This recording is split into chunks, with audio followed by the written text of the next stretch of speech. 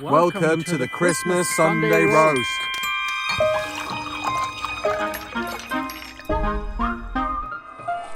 Good morning, everyone, and welcome to another Sunday Roast. Back again with two wonderful guests.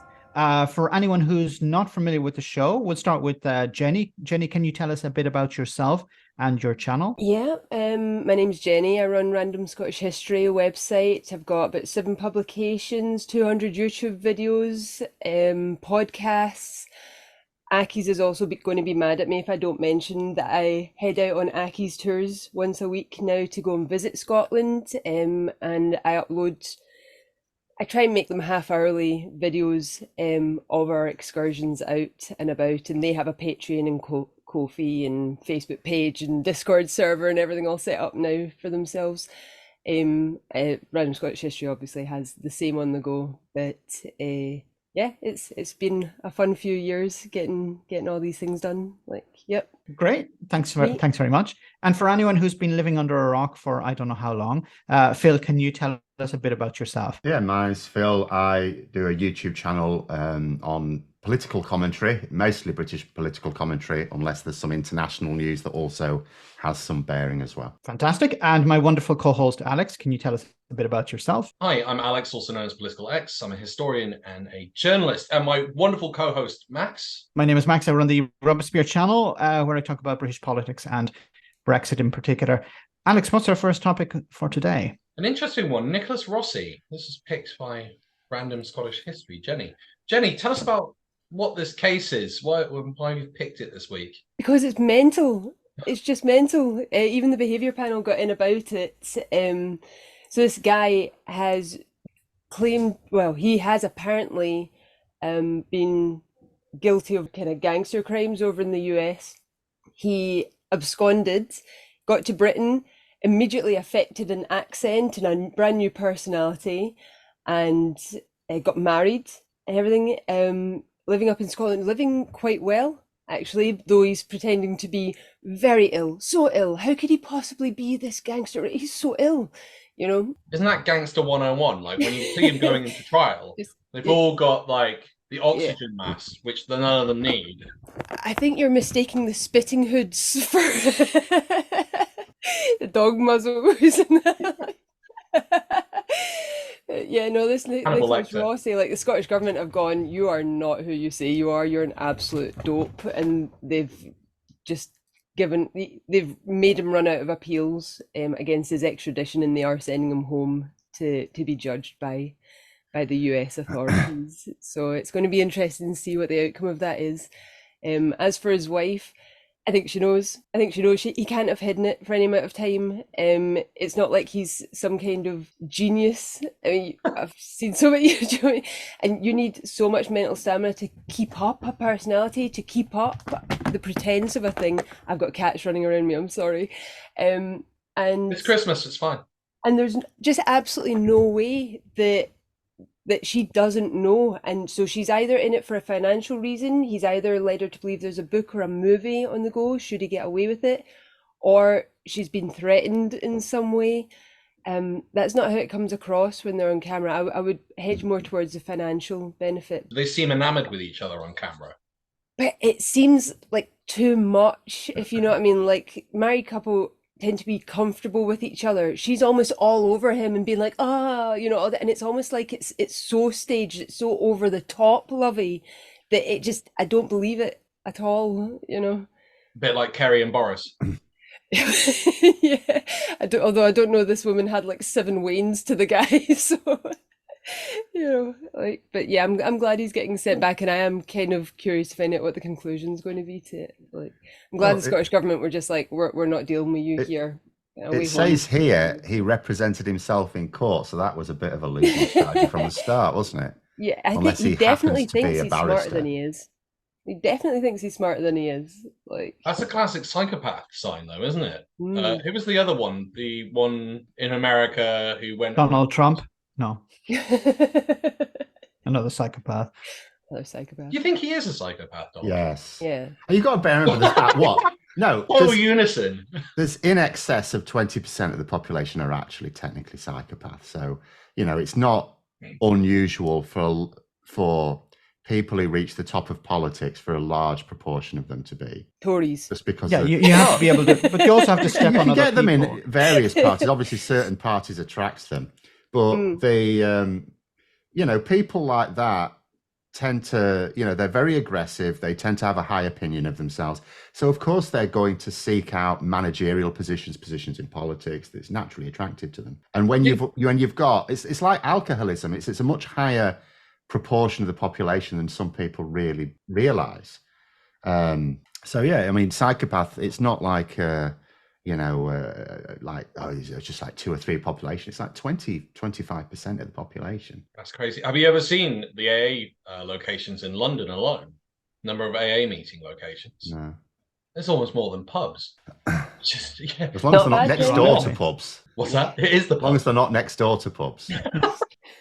To be fair, that's quite hard to do in Britain.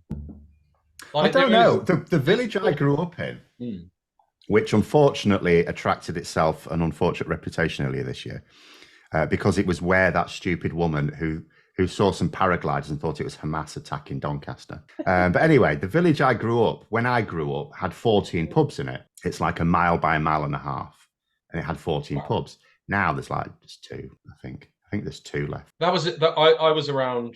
I used to run a pub and restaurant and bar in London. And I was running it just as a smoking ban came in, and it's been really interesting to see that sort of shift in my lifetime, because originally, that's what pubs were. It was beer, snacks, and cigarettes. Everyone started shunting towards selling food because that was the only way they could see to make up to get hunters back in. But that's interesting in itself, because that's part of the reason why the pubs have disappeared. Also interesting that Rishi Sunak's just brought in a cigarette ban. Well, is it a smoking ban actually? Isn't it? Like, his social media ban is his latest gimmick. What is that today or something? No, I missed that. I've been traveling, so I'm a little bit out of the loop on stuff. Is suggesting that we ban all under 16s from accessing social media, and it's like, so the problem with that then straight away, it's like the guy just says things randomly. It's like Boris Johnson, isn't it? He thinks he's okay. So what will then happen? All these under 16s will just lie about their age, and then all the child protection filters you've got on social media don't work because they think they're 17 or 18 or something because they've just lied about their age. Yeah, it's they think nothing through. They just blurt things out. What do you think of the child? I can't help but notice. Thank you very much, everyone, for making such a Christmassy effort in all of your. No one told me there was a Christmassy effort required. You'll notice I've donned my Scrooge hat. Bug. We borrowed that from Max. From my corpse, Yvette. What? Wait, really? Yeah. Of course. Look, there is her arm. There is her other arm. There is her head. She is dressed in original Victorian clothing, including top hat. She's a random Scottish history corpse. She helps me with my shows. She's my producer. You can afford a producer? We can't afford a producer. I give her room and board. Very classic Victorian. Just give them room and board, charge them through the, and then you don't have to pay any wages. You'll get paid. Yeah. Scrooge. Scrooge. Yeah.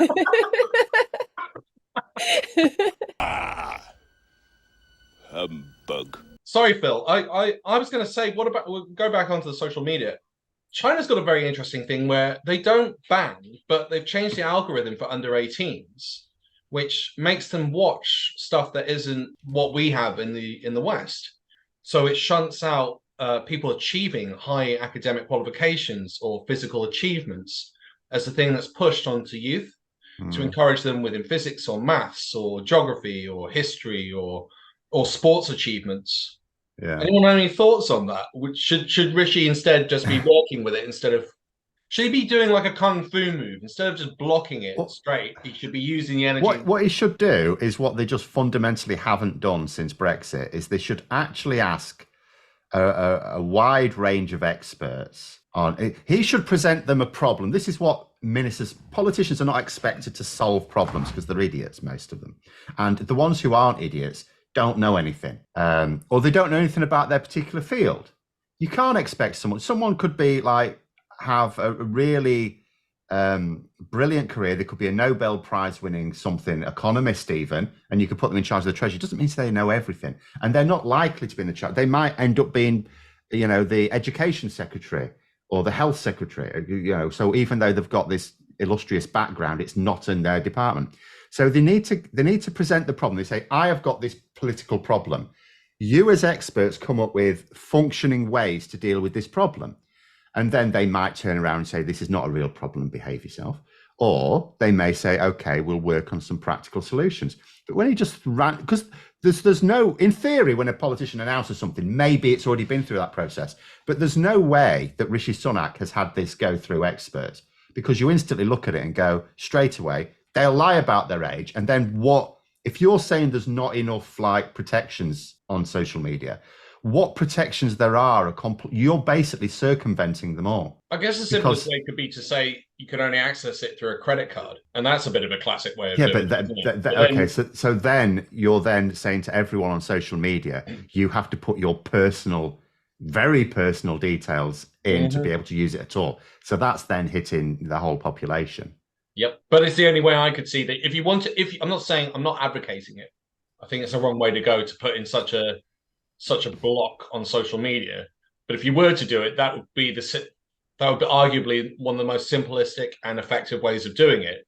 Because to get a credit card, you have to be 18, don't you? So you're not going to get one, and therefore you can't access the social media. But I think he said 16. I don't know. I find it's a complicated thing, and I think we're looking at it from the wrong point of view. I think we need to look at it from a point of view of education. So we need to teach young people critical thinking skills, so that when they do encounter things online, they're like, okay, is this real? Is this not real? I'm totally disconnected from what's happening in Israel and Palestine. Not because I disagree with what's happening, but it's just you have social media pumping out all sorts of stuff, and then you discover after, well, this was faked or this was manipulated, and on both sides. So what it does is it actually damages trust in social media. You're like, okay, what am I actually watching? Because I've seen on a number of occasions videos with comments underneath saying this is from 2011 or this. Could that have been on purpose though? Could that be on purpose? Could one faction or the other be literally spreading misinformation so much on purpose in order to make people go, oh, well, I think real, and then able to continue the worst of the atrocities that we have seen, but we can no longer really go, oh, did that happen? Well, I think that's part of the problem, but there's also another problem is because of clicks and likes, people will say, look, here's a video that I can put up and say this is happening in Gaza or this is happening in Tel Aviv, and I get lots of likes, I get lots of views, even though the video is not. So sometimes I think it's intentional to mislead. Others just an attempt to boost people's profiles. Yeah, Phil, you wanted to say something? Yeah, I was just going to say there's they know it won't be like a double bluff. They know that most people accept it.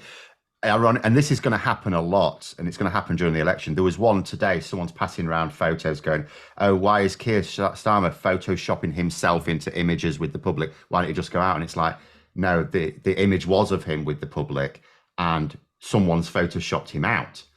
But then you've got, I read some of the comments on it, and the one good thing that Musk has done on X, Twitter, it appeared when he'd taken over, it was probably worked on before, was the community notes feature, because that's all over it. And I saw some replies and some people, and there was one person saying, no, you can only Photoshop things into an image, you can't Photoshop them out. I'm thinking, I'm crap at Photoshop, even I can Photoshop something. I've removed people from images. And now with the AI features, it's actually a piece of piss. Yeah. Lenin, Stalin, he used to do that all the way back in the day, like in the 1920s. Stalin removed people out of pictures and put himself in to make him look like he was best mates with Lenin. Yeah, it's nothing new. Like this is old school tech that you could, if you know your stuff, you could mess around with. And if they could do it in the 1920s, 100% they could do it today. It was interesting as well. Like, so what's the community notes thing? I'm on Twitter, if someone puts something up, if a lot of people say this is false because of this, and then even put links and stuff like that in, you'll get a caption underneath the community note saying, in actual fact, this is a load of crap. You've seen That is a good feature. It's better than Facebook, because on Facebook, when you see something coming up, you're literally going through the comments and you get all these, oh my God, that's so amazing. Oh my God, what? And then you've got one in the middle going, that's totally AI. Look, there's extra fingers. There's this. This isn't right. That's not even words that are on that book page. This kind of stuff.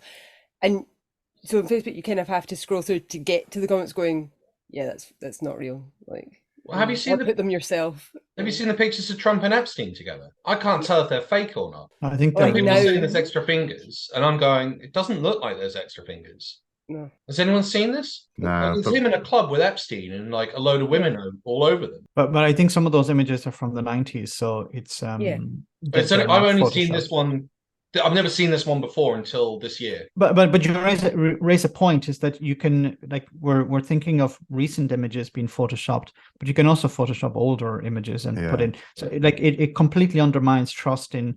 I mean, there's also not, in the sorry, it's go on, not something Jenny. that I've looked into, but it would be easy enough to go to if Trump and Epstein, two kind of public figures, and they've been public figures for a while, have been together. There's a chance they have made it into magazines and newspapers in the past. Just do a search for say the British Newspaper Archive or something, and see what comes up with where but Trump things and like that- Epstein have been at the same. I mean, venue things together. like that anyway, I don't see the value. It doesn't matter whether it's fake or not, does it?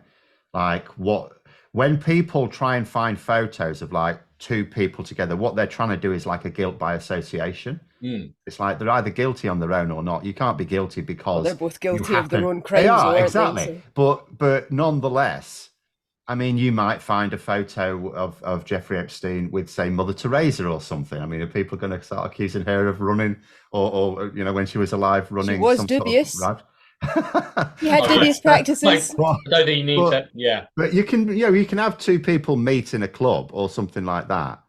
So this all this sort of guilt by association thing. I just think, look, either you can attack someone for who they are. You don't attack them just because they happen to be in the presence or even friends with a wrong one at some time. But we know that Trump was more than that because we do know. But so why do you need the photos? Is what I'm saying. Well, that's why the are the photos relevant? Well, okay, there's two things to that. It's curious to see that photo came up this year, and you're right. Maybe it's nothing. Maybe it's fake. What's the importance of that compared to the video footage? And it didn't affect his run for president. The other interesting thing that came up this year, and just to broach this a bit more. We are trying to do a bit of a review of this year now. We're going to move into that sort of section, and then we've got a fun section to do towards the end. The review, they're not releasing the flight logs. The Democrats blocked Epstein's flight logs being released this year. Yeah, and the Republicans seem to be the ones demanding it's released. But I just get the impression that's like a nuclear option because Sarah Ferguson's on those flight lists. Yeah, which is just like. Now, we know that she called him out in reasons. 2011 and said he was a sex predator. We know that. So she did call him out. But we also know that he gave a huge amount of cash to her to pay off a debt that she had accumulated. And you're going, and then she's on this morning doing a show. And I've never heard anyone broach it with her. But, she called him out with Trump. I mean, he came out on TV and said, I mean, this is a few years back, he wished Ghislaine Maxwell all the best in prison. Ghislaine Maxwell is in prison, and a lot of people want to know if she's going to turn in powerful people. And I know you've talked in the past about Prince Andrew, and you've criticized Bill Clinton's behavior. I'm wondering, do you feel that she's going to turn in powerful men? How do you see that working out? I don't know. I haven't really been following it too much. I just wish her well, frankly. I've met her numerous times over the years, especially since I lived in Palm Beach, and I guess they lived in Palm Beach. But I wish her well, whatever it is. I don't know the situation with Prince Andrew. Just don't know. Not aware of it. What the hell's that about? And he justified it. So there's more to what's been going on this year. And I'll be interested to see what happens with the flight logs and if they get released. And it's interesting to see the Democrats have blocked it. Well, I mean, the Republicans aren't. We've seen that they're not too shy to shoot themselves in the foot.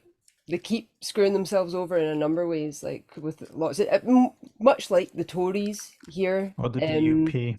They keep drawing a kind of negative perspective towards them. You can't look at them and not laugh or be like, just, oh God, these people are dismal. They're just awful people, But I think I think that's why they want the black box released, is purely just because It shows they're fighting for something, you know, but also they don't care what comes out. I think they're prepared regardless to deal with whatever. Well, I mean, yeah. their main way of dealing with information they don't like that comes out is just to reject it and go, that no, that never happened. What are you talking about? No, it never happened. No, you might have heard that, but no, it didn't happen. Oh, you might have seen that thing too, but no, it didn't happen. Because Like, they know they've got control over their base. They had the orange one who was their president, and he's still, you know, they still want him to be the president. And he's basically admitted to committing all of the sins under the sun. You know, they like commandments, what are they? And yet they still support him. So they know that it doesn't matter what someone's guilty of. Donald Trump could literally walk down the street, see a baby playing on the lawn, kick it in the head, be filmed and carry on, and he'd still be really popular. Might be more popular because he might then say, oh, that was going to be a future Democrat president. I sorted him out for you. And they love him for it. True though, it's true. But do you think I don't understand what it's like Farage. I don't know if anyone has seen the video of Farage returning like some sort of conquering hero to GB News.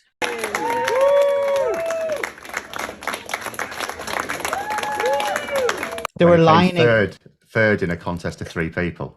Yes. Again. Did he lose his deposit? No, he was actually given $1.5 million. £5, yeah. And he's moaning. That's all he does. So he was given £1.5 million, which ITV are regretting. And he said from the start he was going on the show. Nothing to do with the money. Okay. So why did you negotiate such a high fee? But he's going on the show, he says, so he could like reach a wider audience, a younger audience. And I thought, okay, fine. So he got that opportunity. And now he's belly aching because a lot of the time they didn't really show a lot of his clips. And it's because ITV said, because you're boring, mate.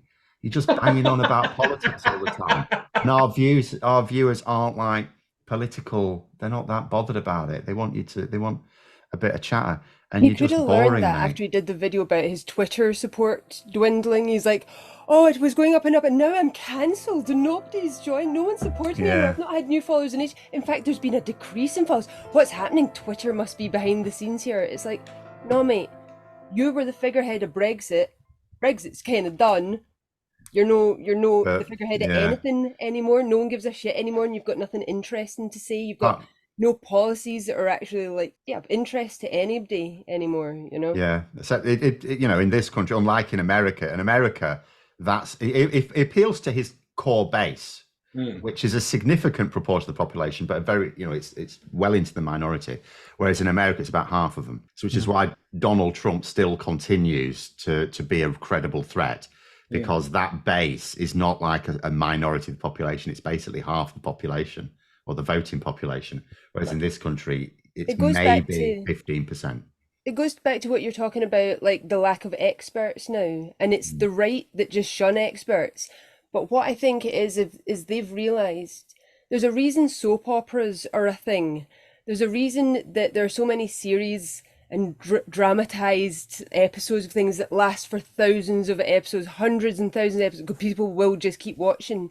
And the right have discovered that if they just forgo experts, fuck it, they know what they want to see. They know how they want life, and to get life as they want it, they need to make this, and this happen. It might not be great things, but it will make a thing happen. So I think they're in it for the drama, and people are there for that. They want to see the drama, especially when Trump was voted in. There's so many people came out afterwards going, oh yeah, I just voted for him because I thought it'd be funny. I am starting to regret my vote for Trump. I know. You guys, I know. I was like you. It'll be fun. It'll be funny. Burn it down. Burn the Constitution down. People just love the drama. They just they do a thing and then just sit back and go, well, let's see what happens, you know? Like, but that's what the right, I think, have cottoned on to. And I think that's why they don't make very much use of experts, if at all, these days. It's purely just because they're like, nah, if we just push forward with this, even bad, like, promotion is good promotion. because it's promotion in some sense, you know, Yeah. like I don't we're know. going to be on the front pages for Rwanda, you know, like I think that's thinking. I think the foregoing of experts in this country was simply because they got captured. They had to get behind Brexit. No expert was going to say that this was going to work out for them. Even the ones they could find that would promote Brexit, like Patrick Minford was saying, oh yeah, industry, yeah, you're going to have to sack that. You're not going to have an industry after. You're not going to have a car industry. You have to wind it down. So even he, when he was going, oh yeah, Brexit be brilliant, was still saying, by the way, you're going to have to do all these things that are going to be crushingly unpopular. So they couldn't find any. So they had, and we saw this writ large with Boris Johnson. He would describe any, like, this is how the woke blob came about, the Whitehall blob. It's like all these, civil servants who were trying to frustrate the will of Brexit. It's like, no, they were just trying to tell you that this stupid bloody thing was going to have these stupid bloody consequences. And you didn't like him, they called them naysayers. So they surrounded themselves with yes men, who would be people with either very low intellectual capacity or people who, for money or power or whatever, will just say whatever you want them to say, or both, like David Frost. And they've got themselves trapped now. Brexit is now, it's like there's no Conservative Party anymore. There is just the Brexit Party, because every single policy cannot be discussed. It has to be discussed in terms of what would Brexit Jesus say about this every single time. There is not a single policy that cannot have a Brexit dimension. Everything. The experts have been removed from the process entirely. There's a sketch there, Brexit Jesus. Yes. I'm picturing South Park. What is it? The ice skater from the movie. What would Brian Donald do? Oh yeah, something like that. Something like that. And then, like, what would Brexit Jesus do? Oh, you gave some gravitas to Musk for putting in the community, like. I don't know that he put it in. I just noticed it appeared. I think it over. was there before. Yeah, I think it was there before. Maybe he's promoted promoted the it pipeline, because it definitely didn't come up as much as it did until he took over. But the other thing is, he brought on Alex Jones, who Farage is intimately linked with. He's got Alex Jones. And he's got Tucker Carlson. Yeah. And they're both absolute whack. Tucker Carlson this year went full out and said the JFK assassination was an inside job and attacked the CIA. And then he came out and said that aliens existed and that it's all real and we're being lied to, and did his usual spiel that he does to attack the Democrats, to attack the government in general. It looks like he's building a bit of a media empire. Well, he got too crazy for Fox. Fox had to drop him. Yeah, because that was because of Trump's attempted coup. Yeah, and he was basically saying that it was a coup and it was all a lie, and they all knew it. But because the WhatsApp, but it wasn't just that, was it? He was complaining about a black guy not being beaten up enough by a group of white people in the texts, which came out because of the investigation. Which came out because of the investigation into what was being said. And Fox were like, yeah, he's going to have to go. He's too extreme for us. And Fox is as extreme as it can get. But Alex Jones, I mean, the Sandy Hook stuff, saying it was an inside job. And this is people that Farage hangs out with. I don't think he's done anything with... No, it was worse than an inside job. He was claiming that the victims' families were actors. Wow. Yeah, crisis actors, he was calling them, like... So once again, I've said this before. I don't know if these people are really crazy or they're just grifters. I think there might be an element of both. I mean, it's like Jenny says about trying to keep up an act. I suppose it is a bit different when you're just doing it on broadcast. But I do think to go beyond certain bounds, your brain has to be a bit malleable at least. It's a little bit like comparing Rishi Sunak and Boris Johnson. I look at them both. Rishi Sunak is now trying to go full Boris Johnson. He just lies and lies and lies. Sometimes he told stupid lies in Parliament this week that he didn't need to do. And he's just doing it because he knows that, unlike Boris Johnson, he's not going to find himself with a privileges investigation or anything like that. But he can't do it. Boris Johnson can do it confidently because he just makes his brain just warps the universe for whatever he needs. Because of that narcissism. Whereas Rishi Sunak is like a sort of he might be a psychopath himself, but he's a normal person. that can understand reality. And when he tries to lie, it's like when I saw Michael Gove after the Barnard Castle thing, and he was trying to say it's quite reasonable. Oh, yes, there's been times in the past when I've gone on a drive to test my eyesight to see if I was blind. And you could, as he was saying it, you could just sort of, it didn't come across confidently. His brain was rebelling. It was going, are you sure about this? What's he saying? What? Don't send that message to your mouth. And Rishi Sunak's the same thing. They can't lie confident enough. They get trapped. Even Liz Truss, would get trapped. Logic would trap her and she'd hesitate. There's so many clips of her hesitating when something's put to her. Whereas Boris Johnson will just go with it and he'll just keep changing the story. What you're describing are the people that are trying to keep up with their psychopath colleagues. Because if you're not confident about a thing you say, that suggests there's an element of fear there of being found out. What psychopaths don't tend to have is fear. And that gives them confidence in most of the things they do and leads to the narcissism as well. Because they're like, no, I'm the best at this. No one's going to tell me otherwise. I'm not afraid of falling foul of this, So what you're talking about, those people that come up and they don't seem very confident, they're just trying to keep up with their psychopath colleagues. But isn't there an element with Boris Johnson that is ruffled hair that he had?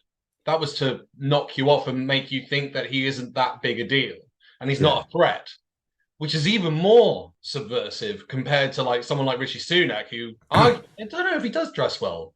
He's not as bold as the usual Tory leaders usually are. He seems more like a little kid that's just kind of maybe if I just a technocrat more than a. Well, none of them got charisma.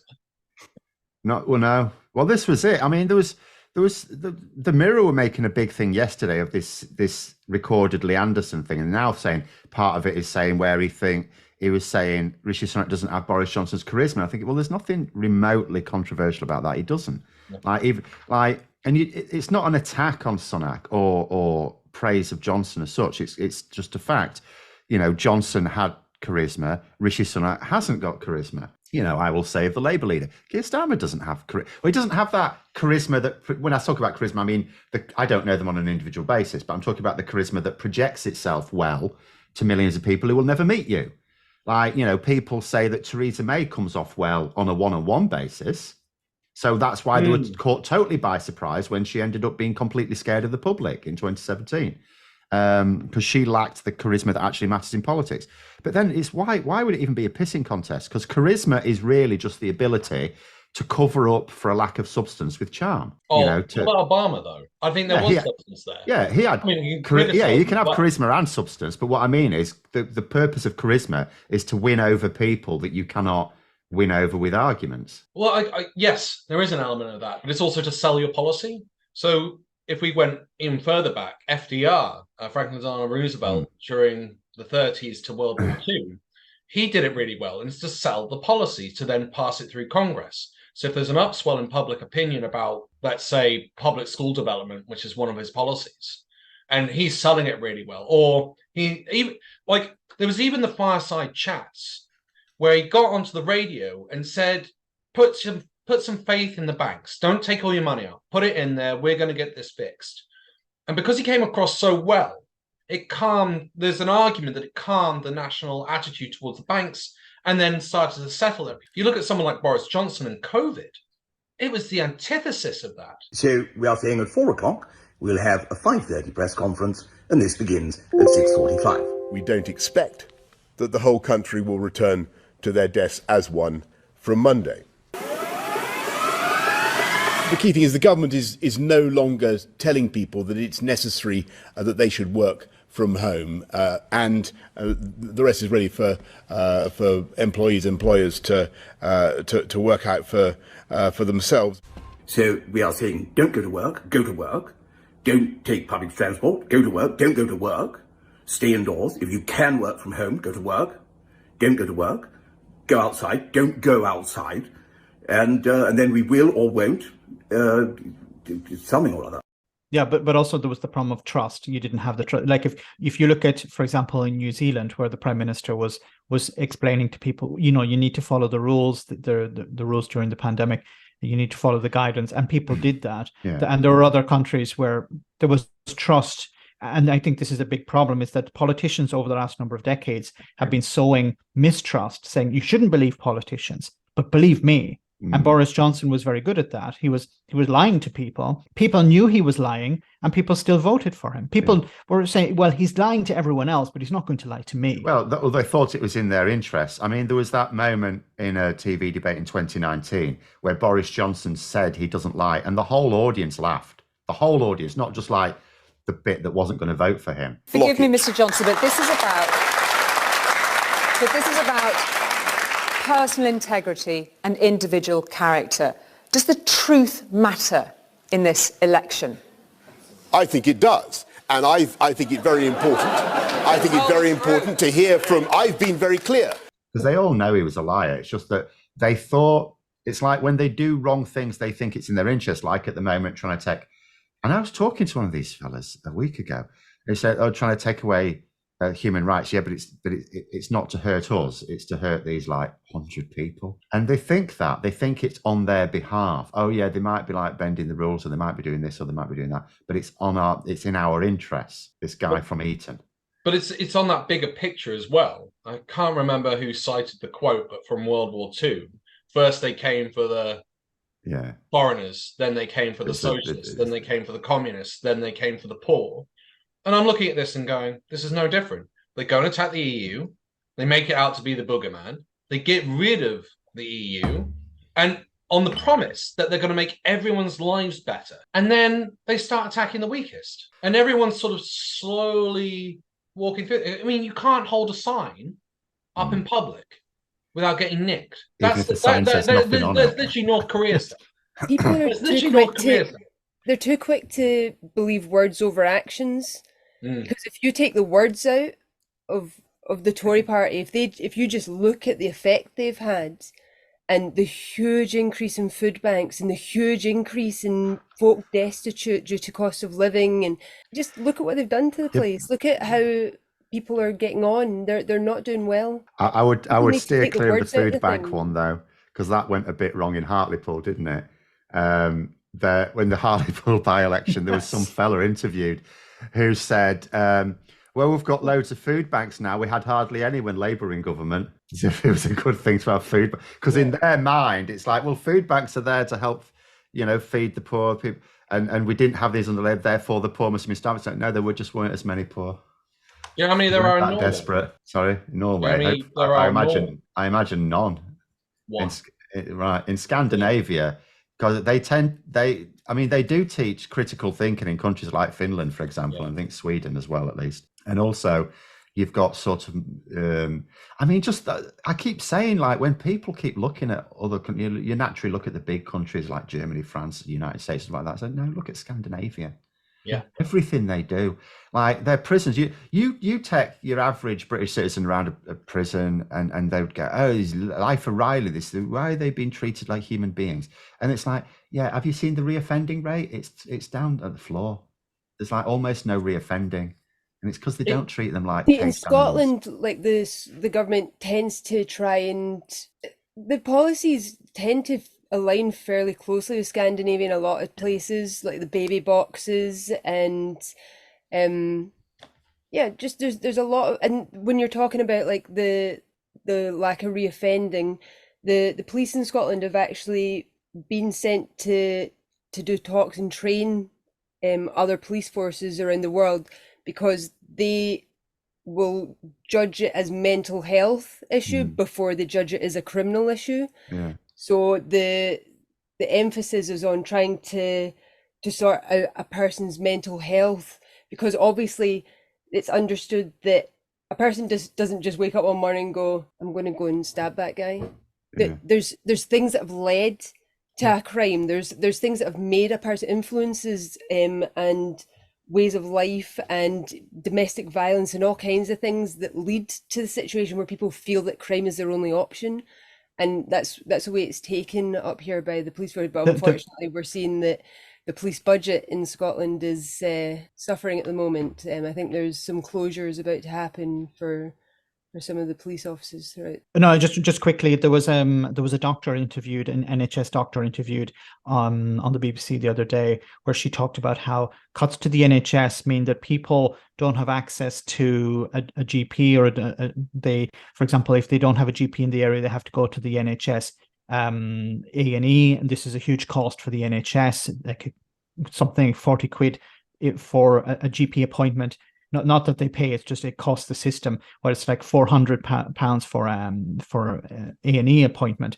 But it's when the NHS struggles, it means people don't have access to the services they need. If they don't have access to the services they need, it affects their mental health, it affects their physical health, it affects their ability to work. This affects the economy, and then it has a circular effect. It's because the economy is struggling, the government cuts services for public services, and they cut public services, people have a worse quality of health, and if you resolve the NHS issues, then you'll be able to resolve a lot of social issues too. I'm going to bring in this final point, and then I'm going to go on to the next section. You've seen that the trains that have been run by the government are making profit, which are going back into our coffers, and they're being run better in the private sector, and it's run by the Conservatives. It's an absolute fucking joke. Theme of the year. What would your theme be for the year? If you were to look at the whole thing from a political perspective, what would be the theme of the year? Who would like to go first? Black. Expand, please. That would be it. Yeah, it's just been quite a dark year. Like, there's not been a lot of positives that have come out, so black. Phil? I mean, I would say no positives at all. Like my partner sometimes sort of says, well, tell me a happy thing. I said, you do know my job is to look at all the unhappy things. But this year has just been, I would say, from political point of view, British political point of view, just desperation everywhere. It's been desperation on the part of the Conservatives because they've got someone who has no plan other than to make himself and his wife as rich as possible, to go from being basically a billionaire to an actual billionaire. And the rest of the party are just, and it's because they've got no idea. They've never had to fight for their seats. They think they have, but they haven't, because almost all of them won their seats from 2010 onwards. So they've not had, they may have had an individual battle in their local constituency, but nationally they've had no, so they don't know what to do. They have no idea. And if they try to scratch around for some veteran of the opposition years who knows how to fight, how to dig in deep, what have they got? They've got to go to John Redwood or Ian Duncan Smith. I mean, that's, a recipe for disaster. And you've got it everywhere as well, at the risk of upsetting Jenny. You've got it in Scotland as well. The SNP are finding a similar thing. They've been in power for 15 years and they're now looking like they're going to lose their sort of dominance as well. So you've got desperation all around. You've had like a change of leader that hasn't really reversed fortunes. You've got, for various reasons, arguments going on, and they'll happen with Labour as well, because they're sort of simmering in Labour, but they're keeping their heads down because their eyes are on the prize. Whereas when you, and this will happen to Labour again like it did 15 years ago, when you sort of, all of a sudden things are getting a bit tricky, that's when you get lots of people going, oh, it's because we're doing this, we should do this, we should do this thing, or we should do this thing. And everyone disagrees about what the thing is that you need to do. And that's what we're seeing this year. We're seeing the wheels coming off, the parties of power, and they're not quite, and they're sort of internalizing it. They're sort of having little internal squabbles. Most noticeably the Conservatives, where you've got like little Mark Francois now actually, he was ridiculed by Anna Sawa on Question Time last night from the point we were recording this, for pretending he was a mafia don. He's going around pretending he was a mafia don, and yet he couldn't even get, can you imagine an actual mafia godfather who gave an order and then all of their hoods and gangsters went, no, mate, we're not doing that? Because that's literally what happened to him. He said to the ERG, which still, I mean, the ERG and the New Conservatives together must have a membership of about 80 odd. It's the vast majority of the far right of the Tory party. Danny Kruger and Mark Francois said, yeah, we're not going to support this bill. And the majority of their members went, yeah, well, we're going to vote for it. So, it's like the Windsor Framework as well. They tried to throw the weight. It was a weaker rebellion than the Windsor Framework. The Windsor Framework had about 20 odd Tory MPs vote against. This one had 37 abstain, none against, 37 abstain, and some of those abstentions were real abstentions, and some of them were from like moderates like Alex Sharma. So the actual number of abstentions even from the far right would have numbered less than 30. So it was a weaker rebellion I mean, we'll see what happens next month, but so far it looks like to me there is no rebellion. I mean, who's like two things to that. You mentioned Ian Duncan Smith being a bit of an idiot. I've just come back. He was in the Guards. I've just come back from Europe, and I had the pleasure of meeting Pascal Lamy, who used to be head of the IMF. Oh, yes. Yeah. And I said to him, it was an absolute pleasure watching you dismantle Ian Duncan Smith a few years ago. And he laughed, remembered it, and went, "Oh God, that idiot." But yeah, I mean, he said it was very entertaining. He was in the Guards. I mean, in the army, that is where you put posh idiots, so they don't actually muck up anything. That was what he always was, an idiot. I mean, he was. I tell you how bad he was. He became Tory leader during Labour's second term. So you go into Prime Minister's questions. It's all about the leader of the opposition. The party of power's been in power for a few years now. You're going to start attacking them, for this, that, and even if things are sort of going well, hey, it should be better. Why isn't it better?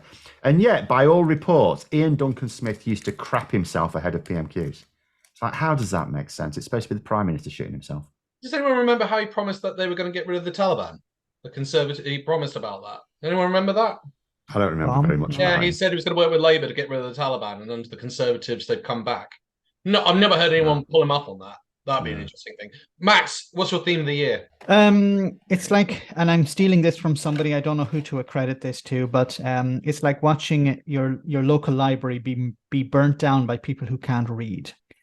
It's what the Nazis did in the Baubilplatz. Yes, but this is what's happening. You have people who are being convinced, well, we need to vote, we need to support parties like Reform UK or the far right, and kudos to Phil for calling the people in the Conservative Party the far right, because I get really frustrated when I hear journalists from the BBC talk about the right wing of the Conservative Party. No, they are that as well. Yeah, but there is a far right element in terms of the population. They are the far right. In terms of the Conservatives, I saw someone pull up when someone described the left of the Conservative Party, and they did specifically say the left wing of the Conservative Party. Say, well, there are no left wing. It's like, no, not left wing of politics. Left, like every party has a left and a right.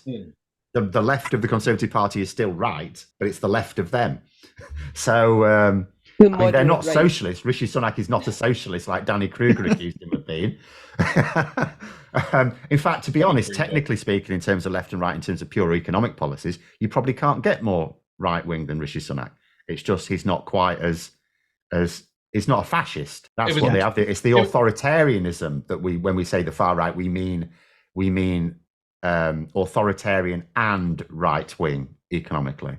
It was amazing to watch in the COVID inquiry how he said that Eat Out to Help Out was a purely physical response. Yeah. Sorry, what did I say? Fiscal approach. And then within about 5 minutes, he tripped up and said it was social response after being, I know. It was like, wow, you just need to let them talk and they'll just trip over themselves. Okay, new topic. Person of the year. Let's go on a bit of a more positive note. Who would you have as person of the year? Who would like to go first? Positive. There has to be a good one. Go on. Should we say Carol Vorderman then? Why not? Yes. You realize if Carol is watching this, you're very welcome on the Sunday roast.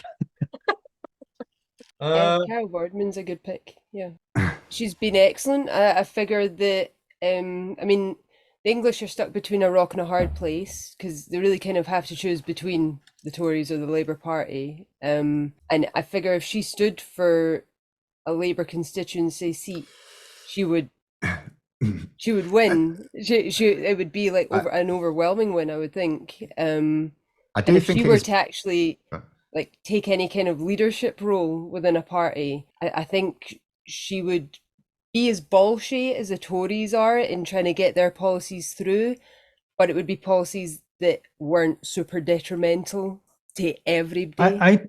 I tend to disagree. I think people, celebrities in particular, have more power outside political parties because once they become a member of the party or an MP, they're constrained. They have to follow particular rules. Also, it's just they get sucked into that tribe thing. The politics is far too tribal. It is really good to have someone championing a cause outside of a party. I mean, so the Marcus cause Rashford, for example. Yes. Yeah. The cause Carol Vorderman's promoted, of course, is proportional representation, which got like 3 mentions on Question Time yesterday, I gather. I saw one of them. 3 people talked about proportional representation positively. And, you know, something like that is going to you want sort of mass appeal for it. And instantly, if you join a political party, even if you don't behave yourself, it doesn't matter. All of a sudden you get people's political tribalism ranging you against them. So it's much better to be out there. And again, all she's doing is championing a cause. She doesn't care who's in government. She, you know, well, she doesn't really like the Tories, but she, you know, if all the other parties were on equal footing, she wouldn't really mind between several ones, you get the impression, because she's championing this cause for which you will want cross-party support anyway. So I think it's better for certain people to lead on a particular issue rather than a broad range of issues outside political parties. If I was to pick someone for the year who was a person of the year for championing a cause, I would probably pick Julia Grace, Dr. Julia Grace, because she has been tireless in her efforts to expose the privatisation of the NHS and exactly what sectors are falling fastest and what the repercussions could be that we see in the future of that. I would pick her. She's been excellent to follow. Max? I honestly can't think of. I was thinking of Carol, but I don't actually. I can't think of somebody apart from the ones mentioned who really stands out. It's all been pretty negative stuff this year. Yeah. How about yourself, Alex? Marina Purkis. As we've already had Carol. I mean, the ripping apart of Jacob Rees-Mogg, and then he clearly cut her off because he couldn't handle it. So he called out someone on Channel 4, an interview on Channel 4, saying, because he was in the middle of an interview and he in his mind was doing well, and she cut him off, and he said, "Oh, that's a tactic you use in TV when you're losing an argument, you cut them off." And I went, "That's exactly what you did to Marina Purkis." So I thought that was quite actually comes to mind Zoe Gardner, who's been on the show as well. On the issue of immigration, she's really sharp, really able to deal with, and she took on Jonathan Goules in a select committee, I think it was. So that was wonderful to watch. That was wonderful to watch, wasn't it? So there are some stars within the darkness. Amongst the darkness, yes. Okay, next. So that's interesting. So it's an all-female cast, isn't it? Julia Grace, Carol Vorderman, Zoe Gardner, and Marina Purkis. That's pretty cool. One the girls? Yeah. Oh, well, we can't call them the Spice Girls. What would we call them? Action girls or something. I don't know. Because these are people that are kind of promoting causes that are close to everybody's hearts, aren't they? Not Charlie's Angels, Alex's Angels. I don't know if that would go down well. I mean, there's the Troll as well. You know, it's nice to plug. You know, that's part of the reason we set this up. It's nice to plug other people's shows on here. And yeah, the Troll is definitely. I mean, it's number 1 political podcast, isn't it? Obviously, we're number 2 in our minds. Okay, next. Naughty list. Who would you put ahead of the naughty list, and what punishment would you give them? Because as Phil eloquently pointed out, if you gave coal to a Tory, they'd be very happy. So, who would be at the top of the naughty list for the year? I mean, for me, it has to be Rishi Sunak, because he ultimately is the Prime Minister. And it doesn't matter that he might be trying to appease various factions. He has a choice. He's done the most damage. He's done an incredible amount of damage. Even just cancelling HS2 alone has caused, one of the top stories today is now there's a particular council because of that is going to go to the wall, as if we already had these situations. And it's not like he's just done it because he's weak. He's done it because he's greedy and he doesn't care. Just in terms of impact, I can't think of anyone nationally anyway. Would you say he has done more damage than Thatcher? But maybe it's not in the same amount of time. He didn't have the same amount of time as her, of course. No, I wouldn't. I don't think he's done as much damage, because what Rishi Sunak has done, a lot of it can be repaired. Thatcher's damage is still not repaired even now. The time element's interesting. Has he done more damage than she did in any particular year? I don't know. But I wouldn't know. I wouldn't say it was. I think we could move on from Sunak more than we can move on from Thatcher or Boris Johnson. Boris Johnson has done an immense amount of damage just with Brexit alone. But that's not this year, is it? Liz No, Truss it's not this year. No, Liz Truss. Rishi Sunak has done more damage than Liz Truss. You couldn't have left Liz Truss in place, but Rishi Sunak has done more damage to the economy and more damage to pension funds than Liz Truss has. Can you explain to our viewers why he's done more damage? Because as Chancellor, for example, he made much more money disappear in 2020 alone, which obviously was a big year for budgets were going to go a little bit crazy, but 100 billion pounds on literally nothing. I don't just mean, and I'm not including the fact that, as we've had a report this week, that on the VIP lane we were spending an average of 80% more compared to stuff we were getting on the from normal sources and things like that. I'm not talking about waste. I'm not talking about where we spent more than we had to on a thing. I mean where we got nothing. 37 billion pounds on test and trace, which Parliament said did nothing. The 12 billion pounds on fraud. You add up the money that we spent on that Dominic Cummings' crazy idea to, instead of working with the EU on Galileo, we'll make our own satellites. I will get this bankrupt satellite company to make satellites it's not even very good at making, different types of satellites. That cost a fortune. You add it all up, and I worked it out at one point. People keep talking about, he wasted 12 billion here and 20 billion there. And it's now in 2020 alone, he made 100 billion just disappear on nothing. And then and at the moment, he's going on about Labour's plans to borrow up to 28 billion pounds a year for the green technology. We are borrowing 140 billion pounds a year at the moment. He's borrowed, he personally, as Chancellor or Prime Minister, has been responsible for over £500 billion of our national debt. It's amazing how two things to that. We already had a track and trace system that everyone. Yes, it worked. The genuine NHS one, which didn't have the NHS moniker, which worked. Yes. Oh, for HIV. Oh, right. I see. But they just adapted it. The actual COVID one worked until Boris Johnson said, "Stop doing that. We're just going to let it run through the population." Then that happened, and it's can you start it up again now? The NHS turned around to it. Are you mental? It's a bit like releasing all the bulls in Spain. All right, can you put them back in their pen now? No, they're on a charge, mate. I would love someone to sit down and calculate the number of people they killed, because there was a doctor. It would be really difficult in the bar this week. Sorry, Phil. I was going to say it'd be really hard because some would have died anyway, and they were spending so much time trying to doctor death certificates anyway to try and downplay the impact of COVID that it would now be incredibly difficult. 200,000 will have killed. I mean, that's the official calculation. Is 220,000 died. There's still no memorial. But I still don't understand why ordinary people continue. Ordinary people must understand these things. No. Yeah, but they're told. You listen to them, and in the public when they're justifying this, and they're like, "Well, then we're going to die anyway." And you're like, "No." My question is more general. How people just listening. If many people will listen to this and then hear, okay, 100 billion pounds, 100 billion. How many hospitals could you build with that? How much infrastructure could you build? Rebuilding schools, fixing the NHS, all of these things that could have been spent, you could spend with 100 billion pounds.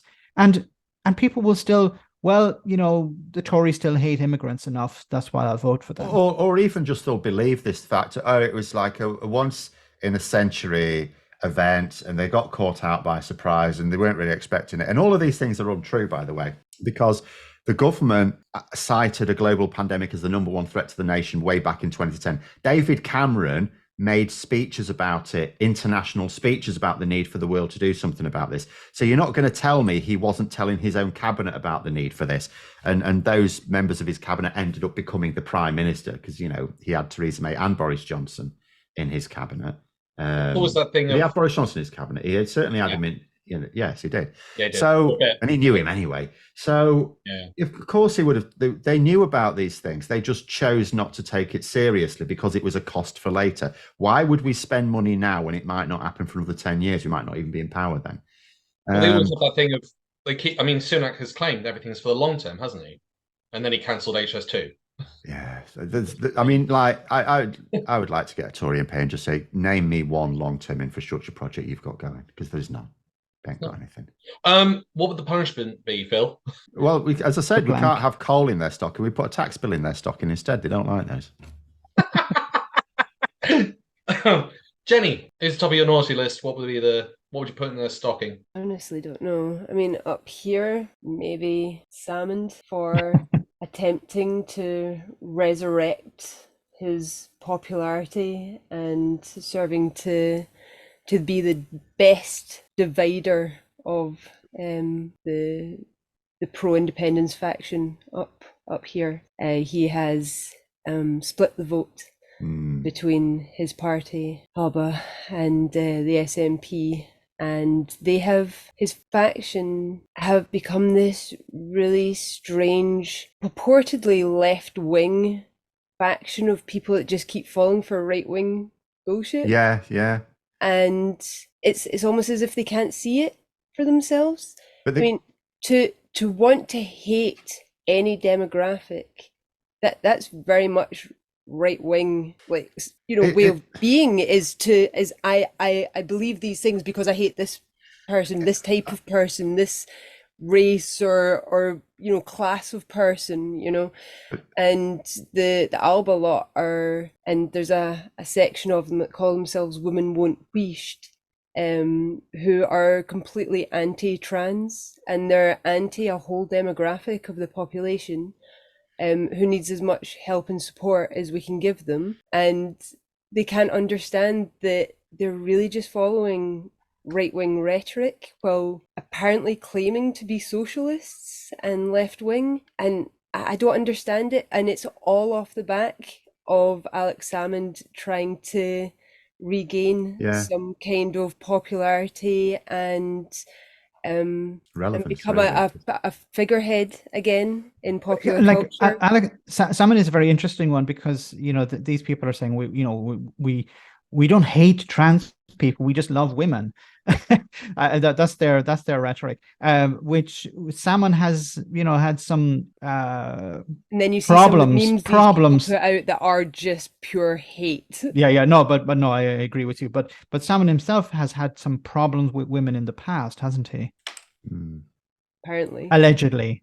Well, he claims to be a left-wing socialist, so he can get coal. You'll not enjoy that.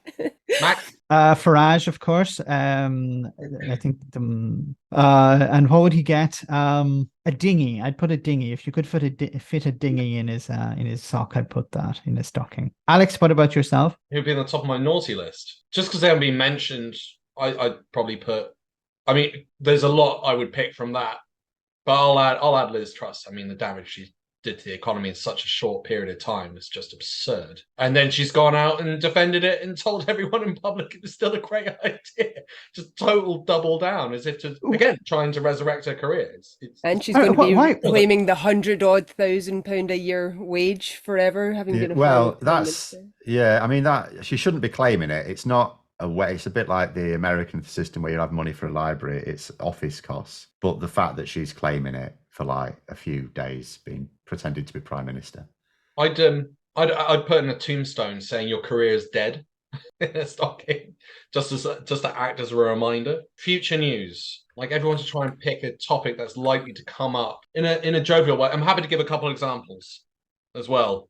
For my future news, it would be GB News signs the KKK. Haven't they already done that? They already have that. Jacob Rees-Mogg, famously with the KKK away strip. What's that mean? Okay. Who would like to go next? Jenny? I think the lava lamp's going to be the Prime Minister and do a better job than the Tories have ever done. All hail the lava lamp. All hail the lava lamp. All hail the lava lamp. All hail the lava lamp. Bill? I don't know. I mean, the maddest thing I can imagine happening is actually Penny Mordaunt becoming the Prime Minister, who would be much like a lava lamp. Only she can hold a sword. You besmirch the lava lamp with stuff like this. I mean, in many ways, they would quite like the lava lamp to be the Prime Minister, the Tories, wouldn't they? Because they see it as their job in government to do as little as possible. What would your lava lamp do? We've already seen a lettuce beat a Tory, so why not let's see a lava lamp beat a Tory? They'd be delighted with the lava lamp. They'd love a lava lamp as leader. Shall we put it into a by-election at some point? Or split the Tory vote. I mean, there's going to be 2 by-elections very likely coming up, and they're going to be spread out, which I don't think Sunak will want, because Peter Bone's recall petition is nearing its end. So that would mean if he moves the writ as soon as they come back, they could have that late February. And then Scott Benton, of course, who's not officially been suspended at the point at which we're recording this, but probably will have done by the time it goes out. So obviously the recall petition for that I don't even know if that's suspended over Christmas or what. I don't know how that works, but didn't they pull him back in for the Rwanda vote? I haven't checked, but he was still an MP, so why not? Yeah, he was. Well, he still votes with the Tories. There's various independents who've had the whip removed who will vote with the government because they want the whip back. Although in Scott Benton's case, I really don't know why, because he's not going to win his seat and they're not going to let him chicken run. He was trying to chicken run to a safer seat. I think that's out the window. So, well, not near, but if you, there's plenty of genuinely safe seats. I say plenty. It might, if they keep going on like this, it might end up being about 50. Why didn't Rishi Sunak remove the whip from Suella Braverman and then take her seat? Because he's too weak. What he should have done much earlier on, because I keep saying what Tories want is a right bastard as in charge. I've said there's 2 things he should have done to stamp his authority on the party, and it wouldn't have required achieving anything. The first one was when he had to pull that vote on housing targets a year ago because he was facing a rebellion, and it was a stupid rebellion. So what he should have said is, look, this is in the manifesto, you all campaigned for it. Therefore, any Conservative MP who votes against what is a manifesto promise is not a Conservative MP. You'll lose the whip and you ain't going to be a candidate. And at the time, he would have made that work because he was the one who was going to resurrect their poll rating. He can't do it now because no one's going to believe he's going to give them a help in hell's chance. But at the time, he was going to be the resurrector of the party. So he could have done that. And even if he had to withdraw the whip from 10 MPs, I mean, that's only half of what Johnson did, and he's still got his majority, right? So that would show he means business. Be a bastard. It's what they want. Then, when it came to the Privileges Committee, and he said you shouldn't be disparaging the Privileges Committee, he said, any Tory MP who disparages the Privileges Committee, even by implication, is going to have the whip removed. And as soon as Nadine Dorries was stupid enough to do it, remove the whip from him as a lesson to the rest of them. And he could have done, and he would have had them in line. Yeah. He would have had them absolutely in line, and he wouldn't have had to go off and do all these mental things that Dominic Cummings allegedly advised. I mean, we are, according to reports, and I don't know how accurate these are, the only reason he cancelled HS2 was because he was advised by Dominic Cummings to do mental stuff. That was the mentalist thing we could do. I know, scrap this huge infrastructure project that the Tories only adopted as we've got to do something, haven't we? So there's an element within, they don't see things in the bigger picture. And he could have completed HS2 and stand there and go, look what we can do. And it seems like a reoccurring pattern. Instead of saying achievements, they're just making cuts. Max, I'm sorry, Phil.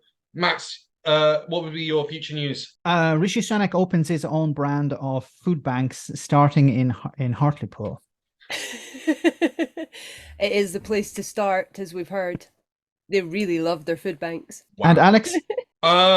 Boris Johnson gets married again. Again. God. That's on that note. That's feasible. And has a kid. Just after. Yeah. Married and a kid. Yeah. On that note, thank you so much. That has been brilliant. Thanks so much. Bye, everyone. Bye-bye. Merry Christmas. Merry Christmas. Happy New Year.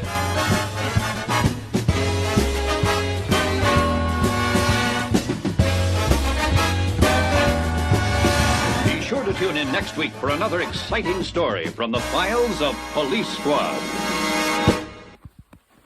3, 2, 1. Welcome to the Christmas... No.